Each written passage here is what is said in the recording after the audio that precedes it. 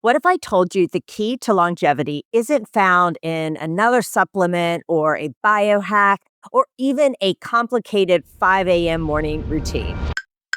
Believe it or not, longevity can happen with three simple daily habits that you can start today. And it will keep you looking younger and more vibrant with beautiful skin for longer. Sound too good to be true? It's not. I'm Dr. Mina. Welcome to my channel, The Skin Reel, where I give real people real skin information and education so that you can make informed decisions about your health. Let's get into it.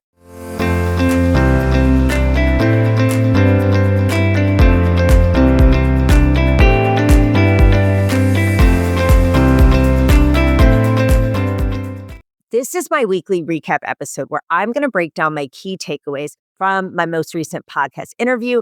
This week was with Tanya St. Laurent. She is a Canadian trained doctor of osteopathic medicine, and she now focuses on being a vitality and holistic health and wellness coach for people and professionals. If you want to hear the full episode with Tanya St. Laurent, I highly recommend. Be sure to check that one out later.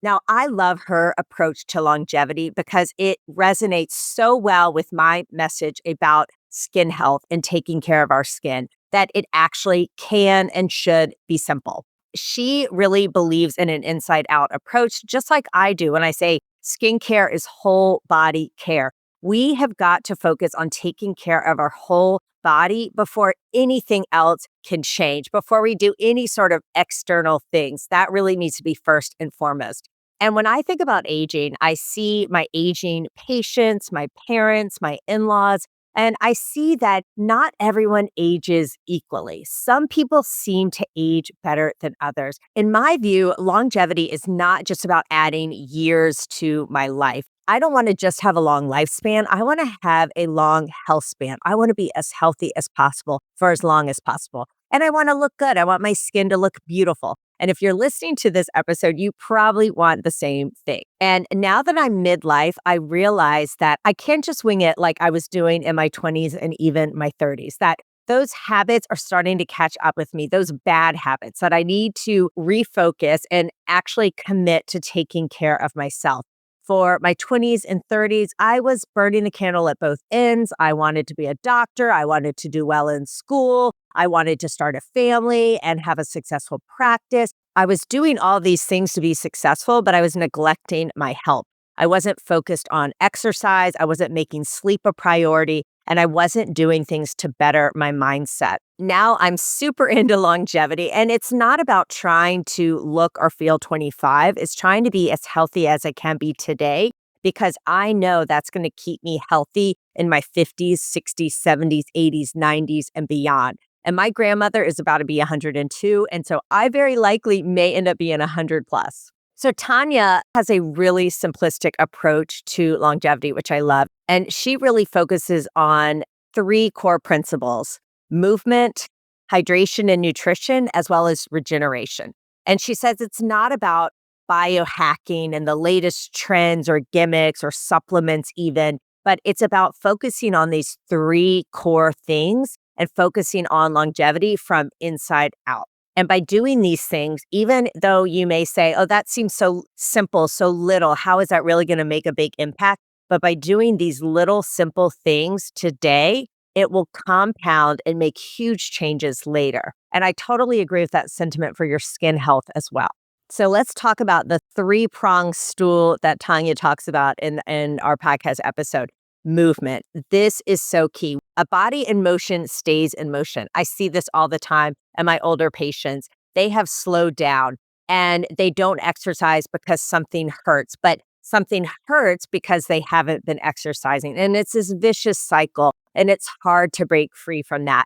And then if you gain weight, then there's more pressure and weight on your joints, so they hurt even more. And again, a vicious cycle that's very hard to get out of.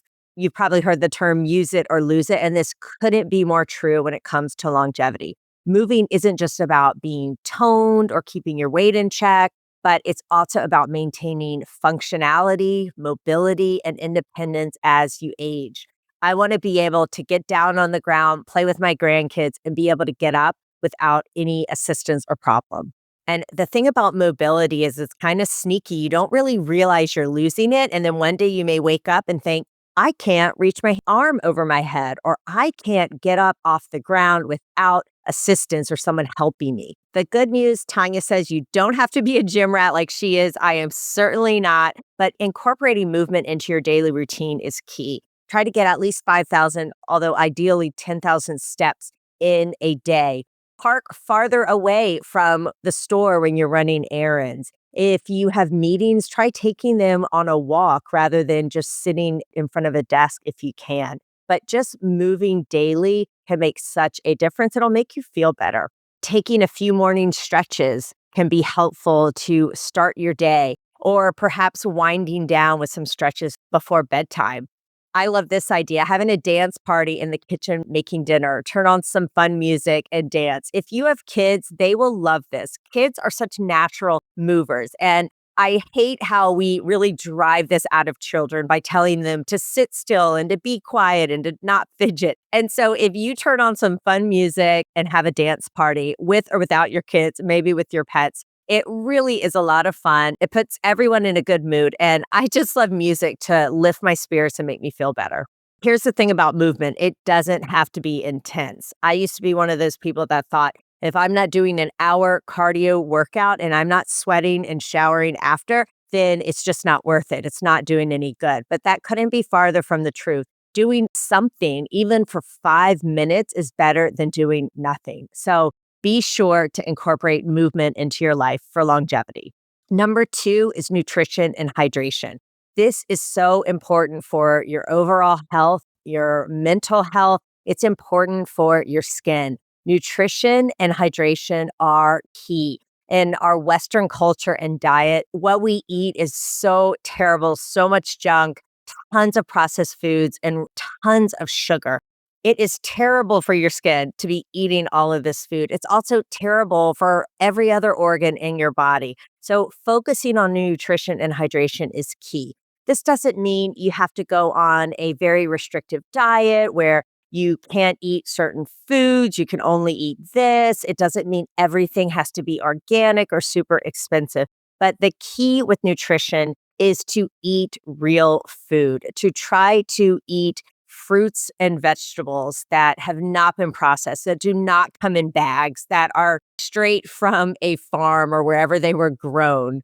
Focus on fiber-rich foods. They're going to fill you up more rather than starchy carbs. Prioritize protein. This is something I hear a lot about, especially as a middle-aged woman. And it is one of the reasons I actually stopped being a vegetarian about a year ago, is I was craving, I could tell my body needed more protein. And I was eating a lot of carbs to try to replace the protein my body needed. You can still incorporate protein as a vegetarian, but it can be a little more difficult. For me, I found it was easier to eat lean meat, chicken, and fish to get my protein. I also love a Greek yogurt or eggs as well. I also love this tip from Tanya to eat mindfully, and I am bad about doing this. So many of my meals are eaten on the go. I'm looking at my phone, I'm checking email, I'm scarfing down something in 3 minutes between cases during a workday. We don't just sit down, put the phone away, and eat. I do try to do this at least at dinner time with my children, but sometimes even those meals can be rushed if we have somewhere to go or something to do or it's late. But I love how she brings us up mindful eating. So often we are just doing mindless eating. We don't even taste the food. We're just hand to mouth, hand to mouth. We're not even thinking about it. It's like we're on autopilot. But we should enjoy our food. Take the time to eat it. You can sit down for 10 minutes, enjoy your food, the taste, the flavors, the smells, and slow down. This is definitely something I'm going to work on. The third tip she recommends is the importance of regeneration. This includes things like rest, recovery, and stress management. I know if you were like me, it is go, go, go mode sometimes where I feel like I never sit down. My mind never stops racing. And year after year after year, this wears on our body. And this causes chronic stress, and that increases aging, inflammation. It can lower our immune system. It can interrupt our sleep, our hormones, and it will, I promise you, show up in your skin. It will not look amazing. So we need to think about regeneration and recovery and rest as important. It's not wasted time. We don't always have to be doing something or we're not being productive or we're being lazy.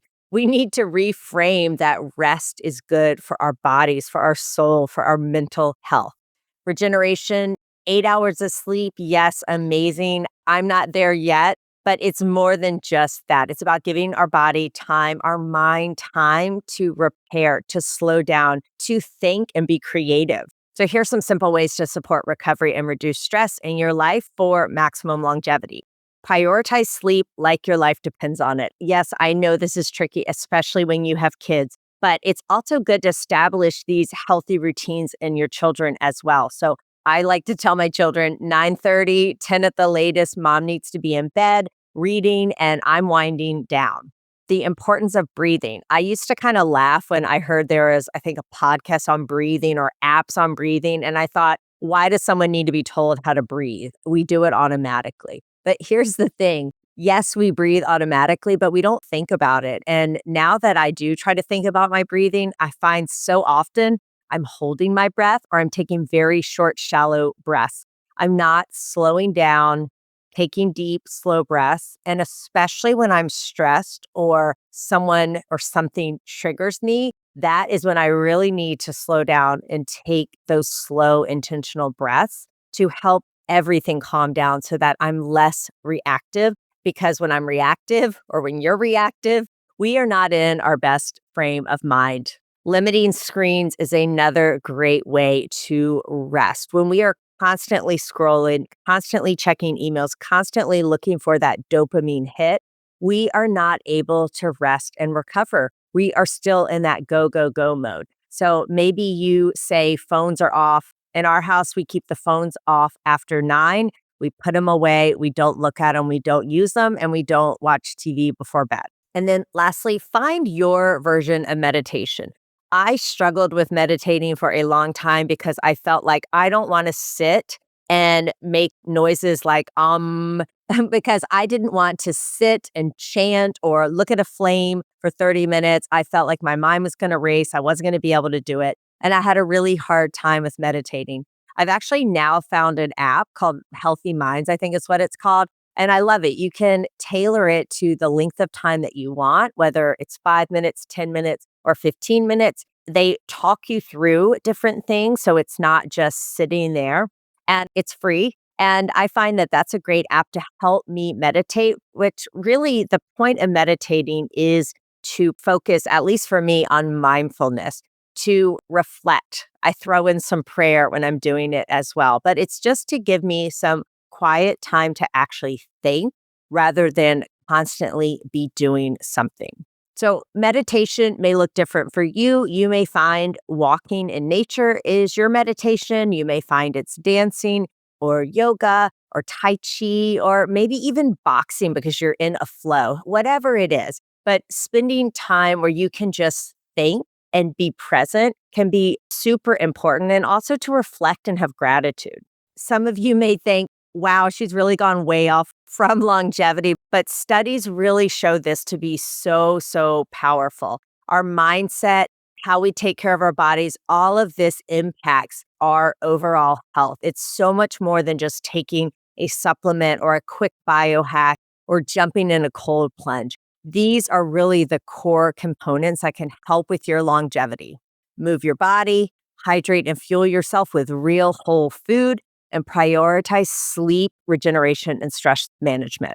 These aren't trendy hacks or gimmicks. They're simple, they're science-backed, and they're habits that really will keep you thriving for decades. And what I love is that it doesn't require expensive supplements. It's not adding a stressful routine to your life, and it's not an extreme overhaul. You can still do the things you like to do. And that's so critical because you're not going to stick with something long-term that's complicated. Longevity, just like skin health, isn't about chasing youth. It's about owning your health and about feeling your best for as long as possible, no matter your age. So I want you to ask yourself, what is one small change you can make today that you will commit to making today that your future self will thank you for in 5 years.